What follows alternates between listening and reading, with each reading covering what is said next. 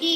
আমি তোমার টিচার, তুমি আমার স্টুডেন্ট। না, শোনো, আমি তোমার টিচার, তুমি আমার student. No. Yes. No. Yes. I am your teacher and you are my student. না, তুমি না কথা বলে পেন্সিলে বাড়তে। দাদা, আমি বাবাকে ফোনে যে ভিডিও করতেছি, বাবাকে ফোন দিব, তুমি যে আমার সাথে এরকম করো। না দাদা, মজা করেছি, বলবো না, আমি বলবো না। একটা মজা জিনিস আছে, তুমি কি দেখতে পারবা? হ্যাঁ বলো। এই যে এদিক দিয়ে দাগগুলো আছে না, এগুলো ব্যবহার করতে পারবা। অভিনেতা আরবি ও তার স্ত্রী একরার একমাত্র সন্তান রিজিক আজ সম্পূর্ণ একলা। বাবা মা কেউ পাশে নেই। মা মারা গিয়েছে আজ 13 দিন হয়ে গেল। বাবা বেঁচে থেকেও নেই। বাবা মা কেউ নেই।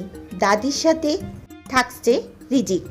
আর রিজিকের দাদি আপ্রাণভাবে চেষ্টা করছে রিজিককে হাসি খুশি রাখতে।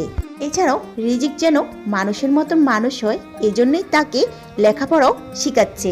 আর তাদের দাদি নাতির এই খুনসুটি মুহূর্তগুলো মুহূর্তের মধ্যে সোশ্যাল মিডিয়াতে ভাইরাল হয়ে যায়।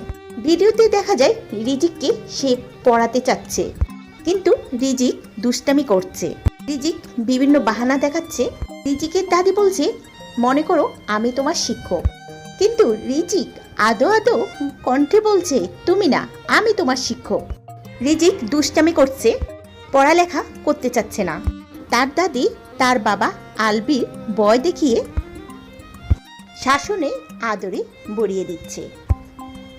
তো ভিউয়ার্স, রিজিক এবং তার দাদির এই খুনসুটি মুহূর্ত দেখে আপনাদের কি মতামত অবশ্যই ভিডিওটির নিচে কমেন্ট করতে ভুলবেন না। আমি ছোট্ট একটা টেবিল চেয়ার কিনবো, দাদুর বাসায় থাকবে, যখন আসবা দাদু পড়াবো।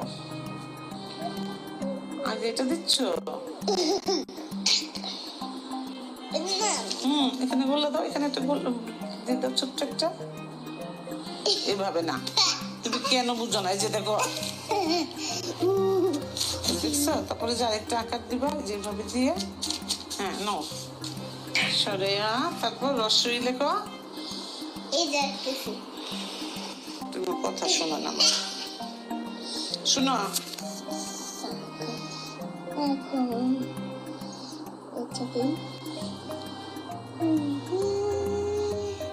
গুড, আমার দাদা সরে লিখতে পেরেছে। Wow wow.